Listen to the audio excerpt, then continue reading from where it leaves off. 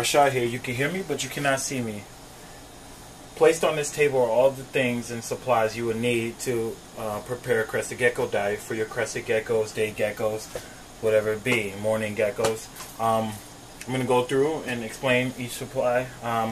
This right here is your basic exo-terra mister. This is what I use to add the water to the Crested Gecko diet.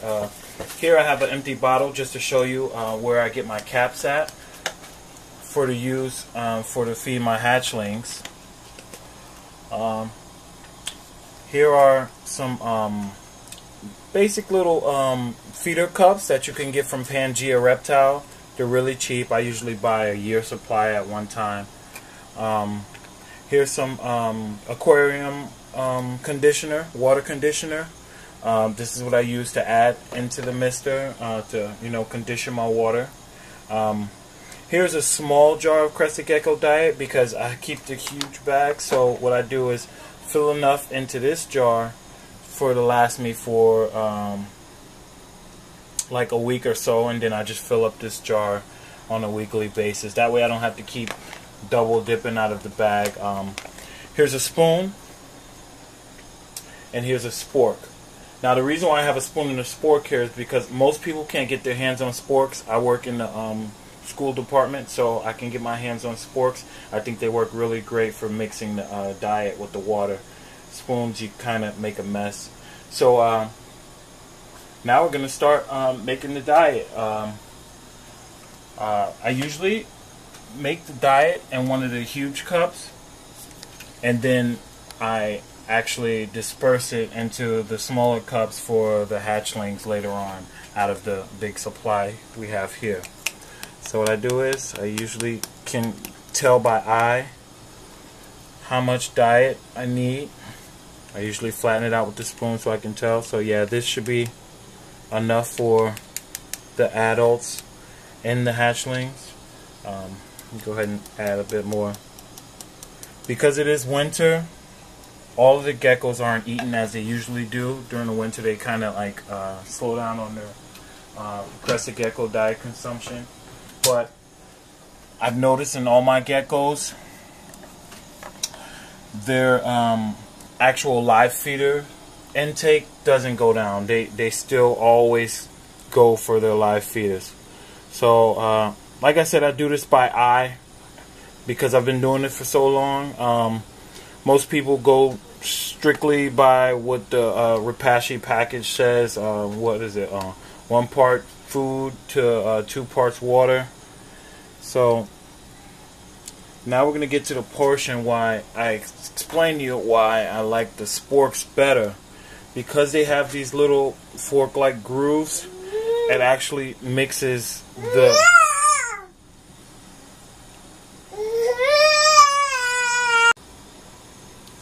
it makes the stirring process a little bit more easier because you run into the lumps down at the bottom.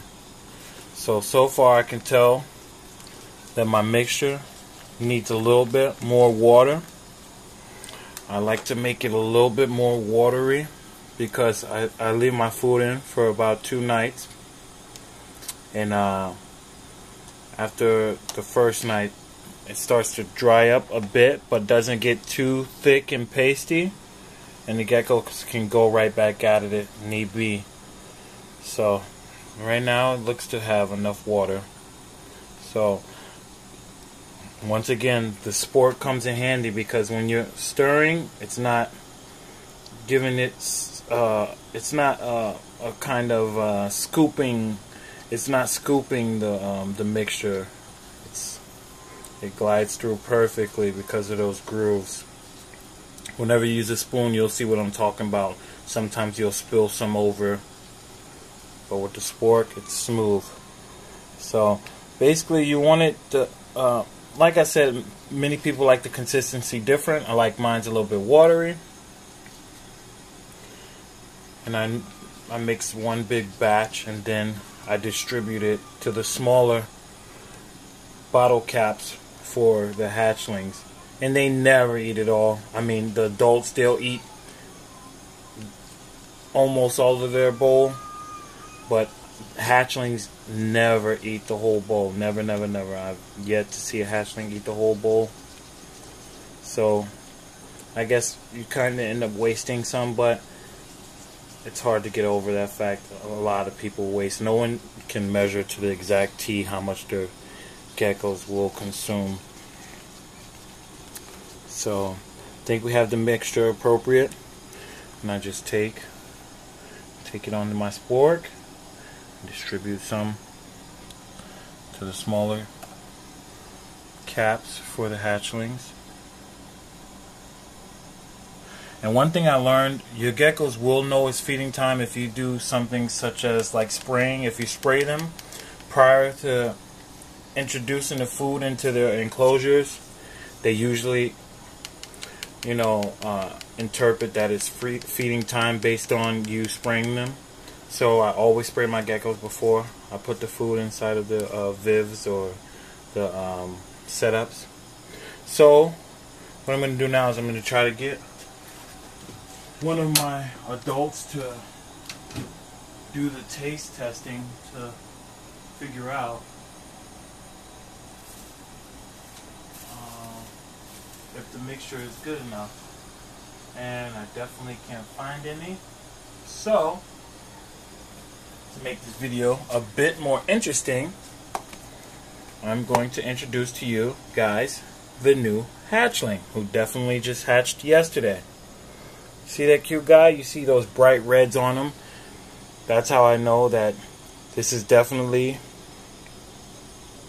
an offspring from my female crested gecko, Beyonce, mating with Big Balls Paul, who is a yellow tiger Dalmatian, and Beyonce's a red with a red throat and red spots. So this little guy is definitely a little cutie. So I guess I'll let him taste test some of the food, seeing that he ate his shed. He's a few days old now. Very active. Let's let him give it a try. Slow down, buddy. Would you like to try that? Tell me what you think. Nope. None for him. But this guy is amazing. Look at that red on him. Look at that nice cream tail. He's a beautiful little guy. Okay, now I'm here with Beyonce. So I showed you how I make the mixture. Now let's see if she likes the mixture. So I'm going to take a little bit of spoon. Wow, great jump, Beyonce. A little bit on the spoon and put it right in front of her, and she usually does the rest. Mama, it's your favorite.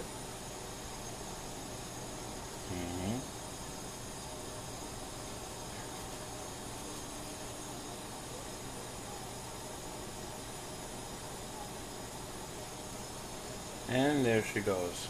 She noticed there was the food on there, and she began to eat. So Beyonce likes it, I like it, and we'll end the video there. Thank you. Rate, comment, and subscribe. Bye bye.